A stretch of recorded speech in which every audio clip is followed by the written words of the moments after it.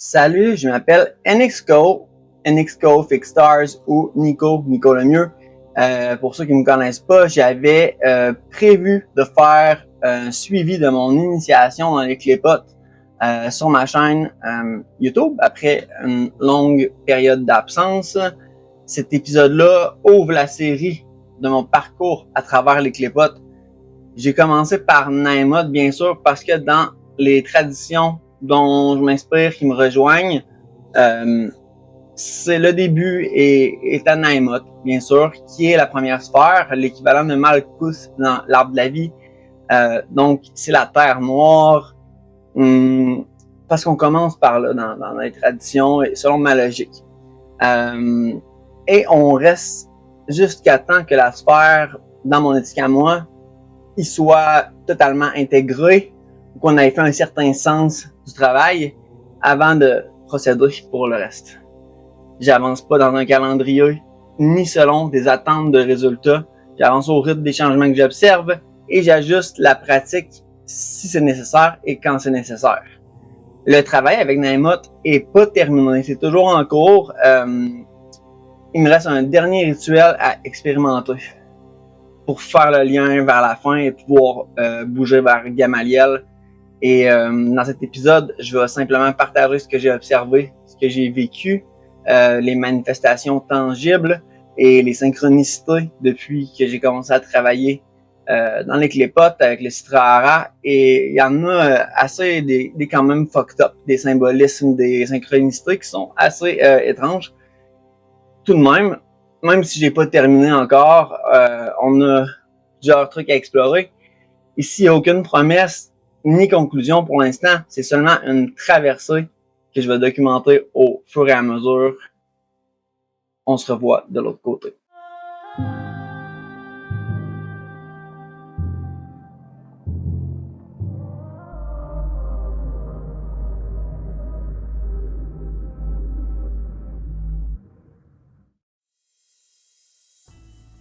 Donc, où j'en suis avec Naimot? Un travail qui est engagé depuis plusieurs mois. La sphère est encore ouverte ou active. C'est pas une confirmation. On va en parler plus tard. L'ouverture a été faite du mieux possible, malgré que je suis encore en train de construire mon système personnel par rapport à mes initiations clipotiques. Il reste un dernier rituel à faire pour terminer, selon moi, cette sphère-là. J'avance pas selon un calendrier, mais vraiment, comme je disais, selon l'intégration que je fais et mes ressentis. Donc, la nature du travail avec Naimot, pour l'instant, on va parler de ce que j'ai ressenti. Beaucoup de dissolution, beaucoup plus de solvay que de coagula, par rapport au Baphomet, disons. L'impression de peler des couches un peu du soie. Donc, les clépotes qui sont définies en hébreu, clépote ou clifa qui veut dire pelure ou coquille. Hein? Donc, il y a eu peu de révélations vraiment spectaculaires durant les rituels, peu de visions. Et puis c'est ça, ça fait plusieurs, c'est quand même un travail qui est lent. On dirait que je suis pas certain si je suis encore rendu à changer de sphère ou est-ce que ça a été bien fait. Il y a un petit peu de doute là-dedans. Par contre, il y a beaucoup de synchronicité très concrète, très symbolique, même des rêves qu'on peut discuter qui s'est passé depuis le premier rituel d'ouverture. L'impact sur ma vie concrète, bon, il y a eu beaucoup une pause de projet personnel, hein, et je me suis recentré sur moi là, par rapport à l'intégration de tout ça. Puis c'est une décision consciente, c'est pas une fuite de mes projets passés là. C'est vraiment pour me centrer sur le travail. Donc, on va commencer sans attendre par rapport aux synchronicités de Naimot général après l'ouverture. C'est ça, il y a eu une augmentation de synchronicité par rapport au thème de l'énergie de la mort. Mort et renaissance, mais beaucoup centré sur la mort. Hein, une énergie de fin de cycle, comme dissolution, justement, mais pas comme une finalité. l'impression que ce thème revenait trop souvent pour être vraiment ignoré. Genre, je vous donne un exemple. Je suis été 2 fois à Québec depuis le premier rituel d'ouverture de la sphère et mon premier voyage à Québec, j'allais voir une de mes ex-partenaires que je suis encore en contact avec elle, qu'on se voit, c'est mon ancienne fiancée, donc je vais toujours la respecter, toujours la voir. Et puis, c'est peu après le premier rituel, c'était cet automne. Donc, moi, je m'en vais à Québec et sur la route, il y avait plusieurs oiseaux morts. J'ai vu, je pense, en montant vers Québec, c'est une route de 3 heures, des carcasses d'oiseaux, au moins une ou deux, tu sais, déjà. Et à Québec, je pense, en me promenant en véhicule avec cette partenaire-là, carcasse de petits animaux, je pense d'un raton laveur à côté d'une McDo, une affaire dans ce genre-là. Et j'ai eu l'impression de voir beaucoup d'animaux morts, des oiseaux aussi avec elle. C'est arrivé au moins 4-5 fois. C'était l'impression d'en voir beaucoup plus que d'habitude en si peu de temps. T'sais. Et c'est un terme qui a été comme noté après coup, mais je l'ai remarqué directement sur le coup que c'était beaucoup trop. C'était spécial en tout cas. Deuxième manifestation de, un petit peu synchronicité, c'est ça, c'est lors du même voyage à Québec, en m'en allant à Québec justement, avec mon ex-partenaire, elle me dit que c'est elle qui me parle là-bas de ces synchronicités-là. Et elle me dit que récemment, ça peut paraître fou, mais tu sais, que tout le monde ne la croit pas, pis tout ça. Mais elle a il y a tout le temps des plumes qui tombent à côté d'elle ou qu'elle retrouve quand elle s'assoit quelque part. Des plumes plutôt sombres. Donc, genre gris, noir, etc. Puis, moi, avec un background occulte, tout, ça m'a super intéressé. Et puis, comme coïncidence, euh, par hasard, on a retrouvé, et ça me confirmait, elle a dit que ça faisait un petit moment dans sa vie, ça ne fait pas d'initiation psychotique, mais que ça faisait un petit moment dans sa vie que ça se passait. Donc, et moi, je me souviens, dans un restaurant, on a trouvé une plume noire à côté d'elle.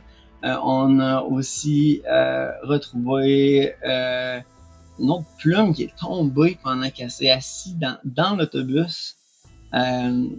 En tout cas, c'est arrivé au moins 3 fois là, pendant que j'étais là. Je suis resté là quelques jours, même de 3-4 fois. C'était beaucoup trop pour l'ignorer. C'est ça qui était un petit peu spécial comme synchronicité.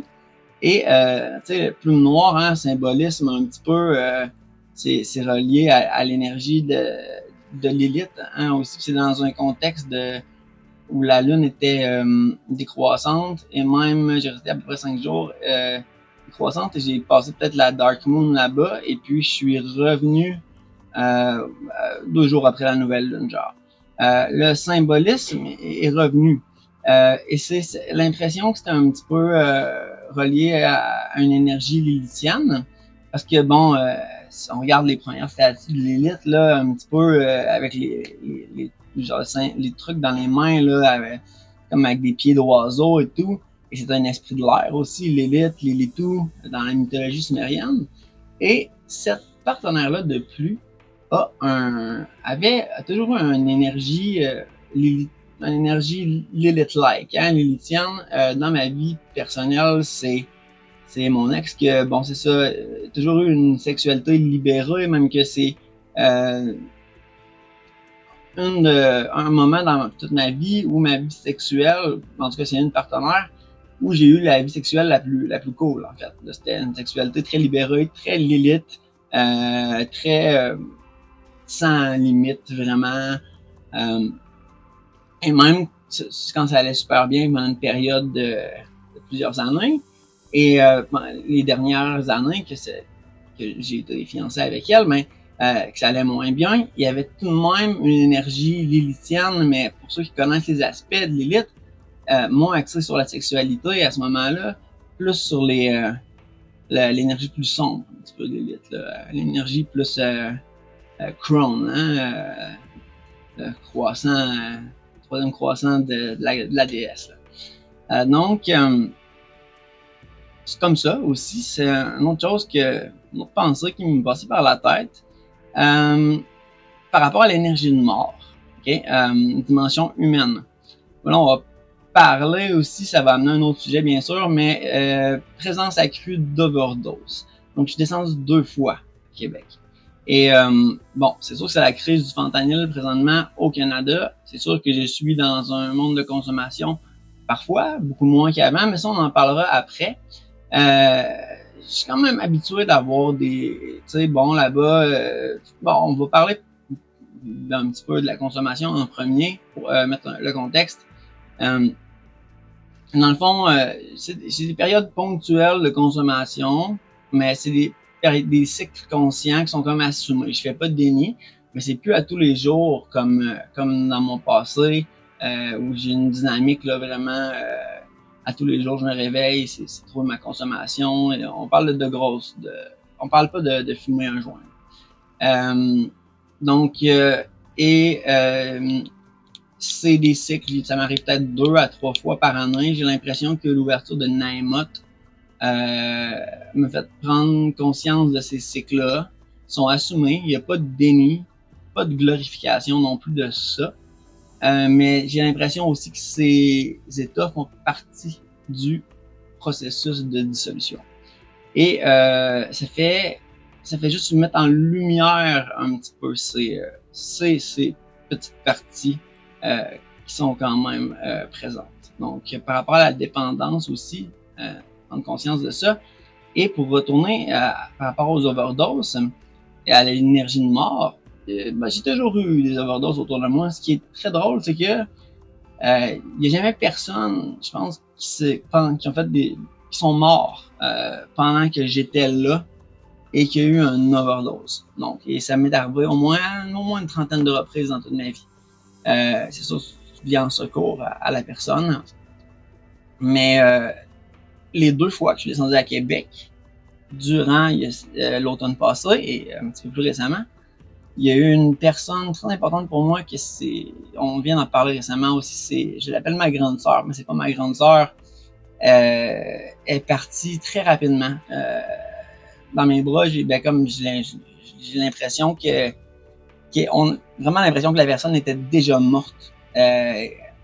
Cette personne-là a voulu savoir un peu comment ça s'est passé parce qu'elle aussi a l'impression de se voir de haut, semble-t-il. Et ça s'est passé très vite, là. On dirait qu'elle est partie trop vite, mais elle est revenue très rapidement aussi. D'habitude, il y a un petit peu plus de délai dans une overdose que ça. Là, ça s'est passé comme de façon comme boum, genre vite, lèvres bleues, tu sais, comme vite, l'impression que la personne est partie, mais est revenue assez vite dans son corps également, comparé à l'habitude. Sinon, une autre overdose où la personne, j'ai l'impression qu'elle est tombée one shot, pow! Cette fois-là, on a dû appeler les ambulances. Puis c'était une personne quand même assez costaude. Ça n'a pas été long, la personne a tombé par terre, là, j'ai fait de bouche à bouche et tout, puis on avait l'impression que la personne on se demandait si la personne n'était pas déjà morte assez rapidement aussi. J'ai dû faire le bouche à bouche, casser les côtes. C'est ça, c'est des overdoses intenses et plus que j'y repense, il y a eu une autre histoire aussi d'overdose, d'inquiétude par rapport à une overdose. La dernière fois que je suis descendu où on était... ouais, il y a eu beaucoup en tout cas d'énergie, de mort aussi, là. Surtout celle avec ma grande sœur, là. C'était assez spécial en tout cas. Donc l'énergie de mort, c'est aussi manifesté de cette façon-là. Donc synchronicité ou il me semble que c'était beaucoup plus intense qu'à l'habitude comme overdose. Et l'impression d'un climat plus lourd que d'habitude aussi. Je vais dans la dimension humaine, là. Malgré la conscience du contexte réel, comme je disais, la crise des opioïdes, fentanyl.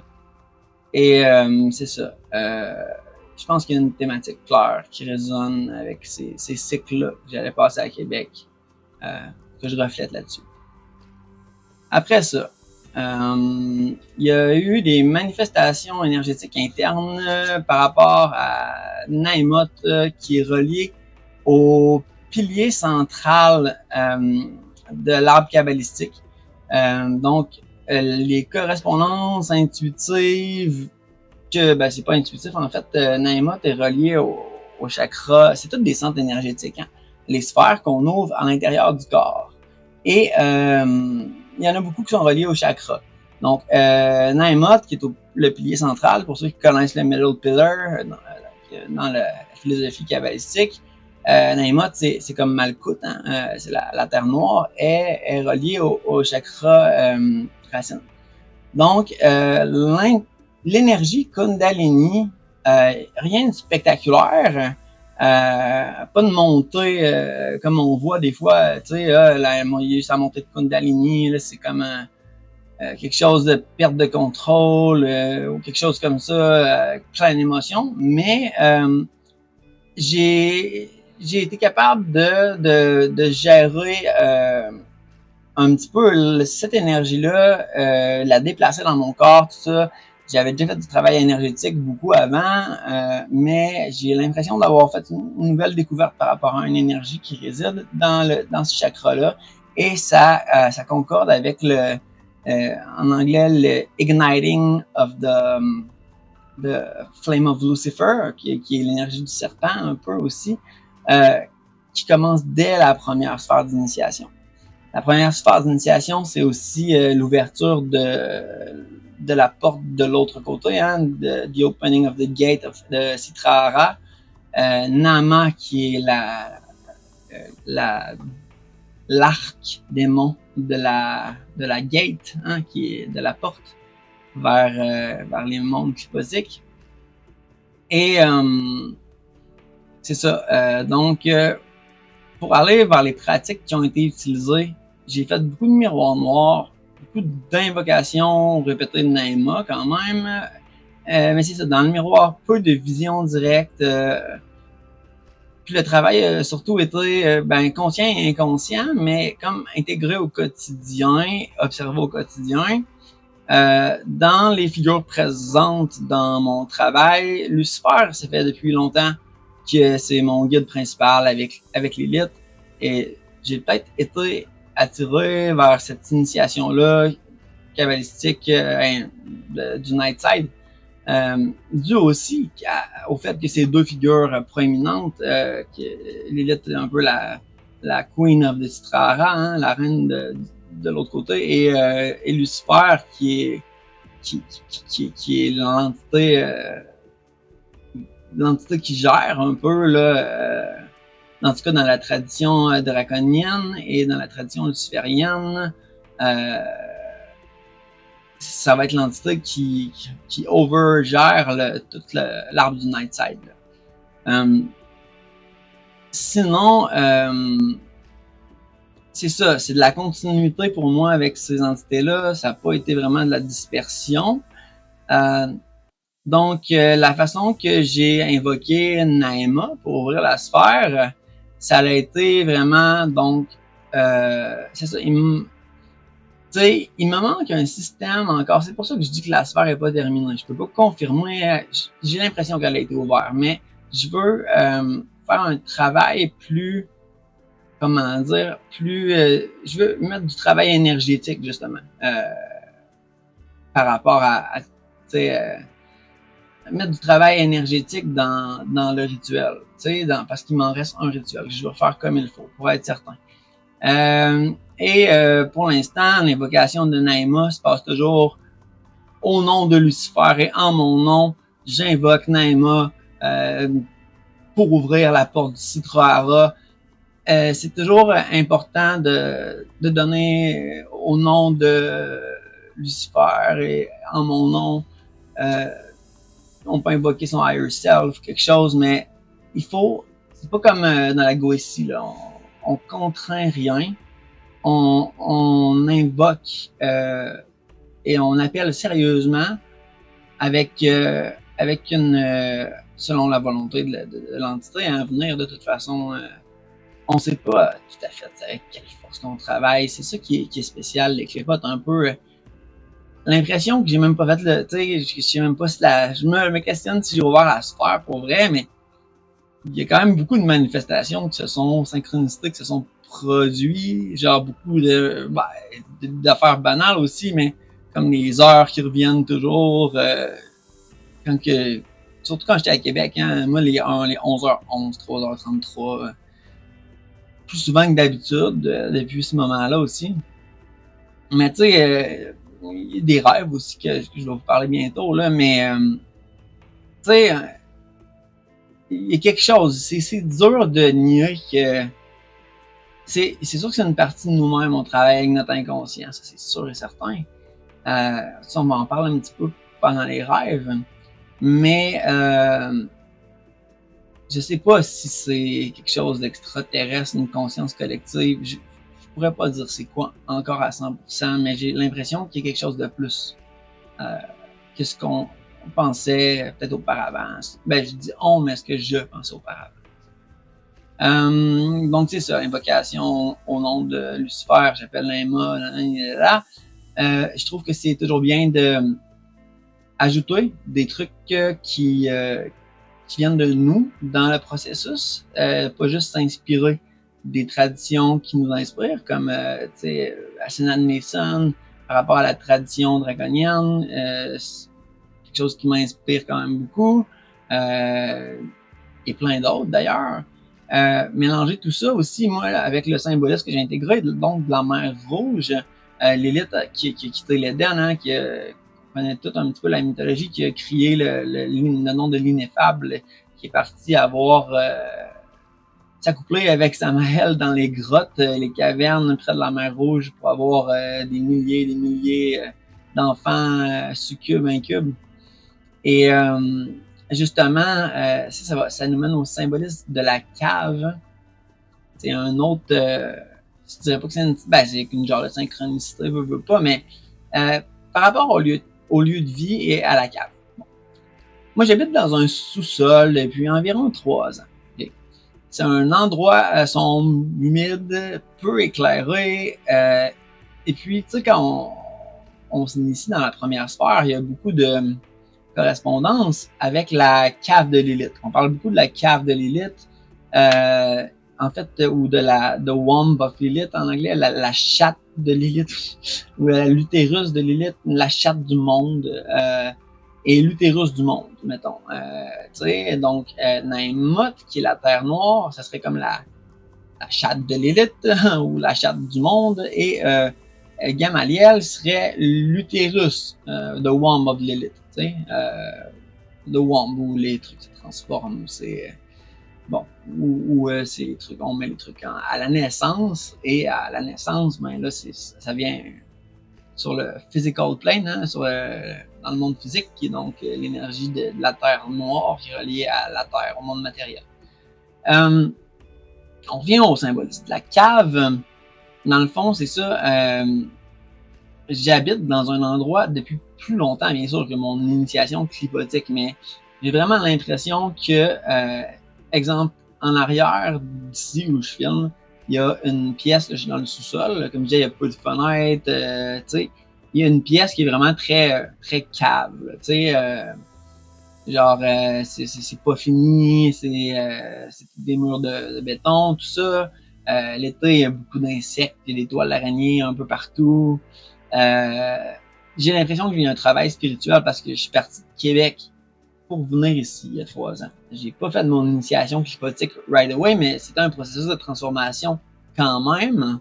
Et c'est ici que c'est comme devenu une idée de commencer ça. Et j'ai l'impression que cet espace-là, moi dans ma chambre, à moi, qui est aussi dans le sous-sol, il y a une seule fenêtre. Okay. Puis cette fenêtre-là mène sous un balcon qui est fermé en plus avec du bois et tout parce que c'est comme un rangement. Donc il n'y a vraiment pas de lumière. Tu sais.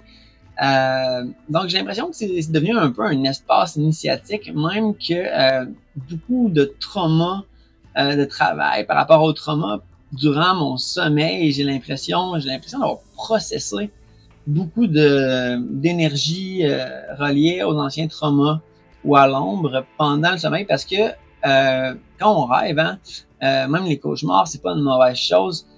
C'est pour processer l'énergie ou les reliés au traumatisme ou à l'ombre qu'on n'est pas capable de processer durant notre vie éveillée, consciente. Donc, notre inconscient le process pendant qu'on dort.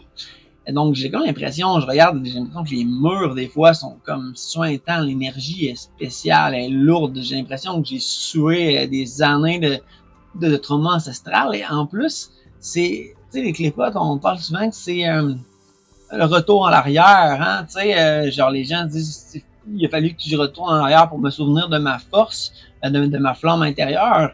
Et oui, parce qu'on pèle, comme on disait, des layers, hein, des épaisseurs du self, comme un peu des couches d'un oignon, pour se rappeler que quand on était jeune, moi je me souviens, la passion, j'avais toujours une passion qui m'animait, et elle est beaucoup moins présente. Hein? J'ai remarqué, même au travers des périodes où j'étais dans la rue quand j'étais plus jeune, j'avais jamais d'idées noires ou de trucs comme ça parce que je me suis toujours dit, OK, mais j'ai ma passion qui me sauve la vie. J'ai encore envie, j'ai encore cette drive-là. C'était comme pas explicable. C'était la musique beaucoup.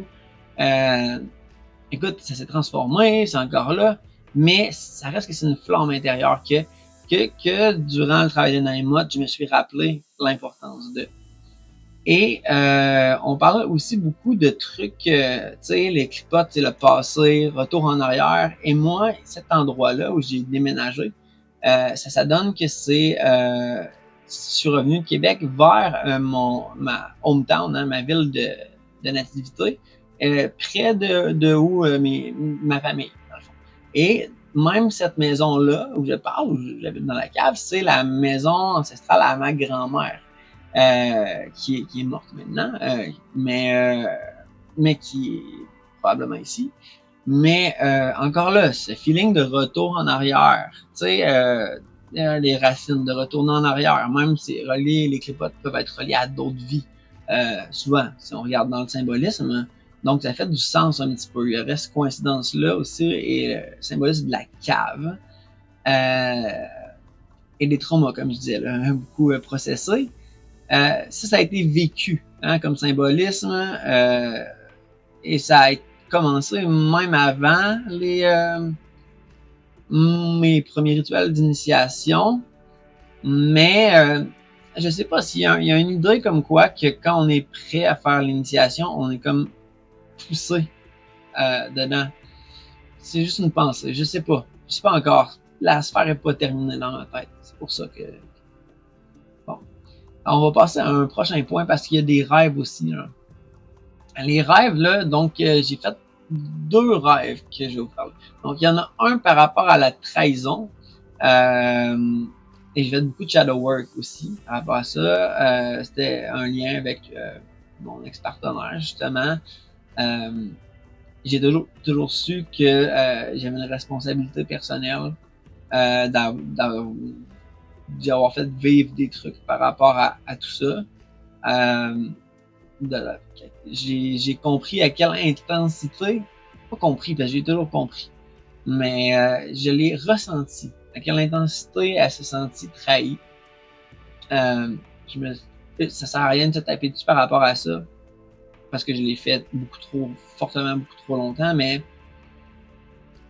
c'est ça. Donc j'ai fait beaucoup de travail par rapport à ça. C'est personnel, je dirais peut-être pas en détail là-dedans. En lien avec une autre personne, mais on se voit encore, puis j'ai pas l'intention d'arrêter de la voir. On se voit pas très souvent, mais on se voit pendant, disons, une semaine ou deux, à tous les 3-4 mois, tu sais. Puis c'est ça, c'est une personne importante pour moi, donc il y a eu beaucoup de travail par rapport à cette relation-là, puis ça a resté longtemps dans ma tête aussi, je vais être honnête. C'est ça, donc vraiment il y a eu un travail de shadow work réel qui s'est fait à travers tout ça depuis que j'ai fait mon premier rituel dans Naimot. L'intégration est progressive, sans dramatisation, de façon saine, je pense. Un autre rêve, vraiment, vraiment cinématique, celui-là. C'était un rêve de quelqu'un, okay, qui se faisait justement imposer une initiation dans les clipotes de façon un petit peu ridicule, caricaturale. C'était assez drôle. Moi, j'étais comme en retrait en observateur dans mon rêve. ça s'est passé, je pense, ce matin directement. Puis, tu sais, c'est comme là, je savais pas à quoi m'attendre dans mon rêve. Puis, bah, je parlais pas trop. On dirait que j'étais vraiment un observateur. Puis, sur le coup, ça a été vraiment ridicule. Fait que j'ai comme. Puis la personne avait l'air à prendre ça sérieusement quand même, mais elle était, tu sais, elle prenait, c'était important pour elle, mais en même temps, c'était comme imposé. Puis c'était pas une personne qui avait d'affaire à tout ça, tant que ça. Ce que j'ai compris de ce rêve-là, c'est que il y a. Bon, en même temps, c'est peut-être ne pas toujours. Moi, j'ai tendance à vouloir partager mes expériences. C'est pas tout le monde qui a à savoir tout. Donc, c'est sûr qu'il y a un certain silence. On peut pas parler de trucs comme ça, justement, une initiation qui pose à tout le monde qui. C'est ça, bon, il y a le besoin de s'exprimer, mais c'est pas partout. Et puis aussi, ça m'a fait prendre conscience du caractère solitaire que notre chemin, le left hand path. C'est un path qui est un chemin qui est très solitaire. Il faut pas s'isoler pour autant, ça c'est sûr et certain. Mais ouais, c'est une autre réflexion. Et je pense aussi que ce rêve-là, comment ridicule c'était peut-être une façon de me dire, justement, moi qui doute de que j'ai bien ouvert le truc, que finalement, douter pour rien, ça sert. Tu sais, je veux dire, c'était tellement cinématique, ridicule.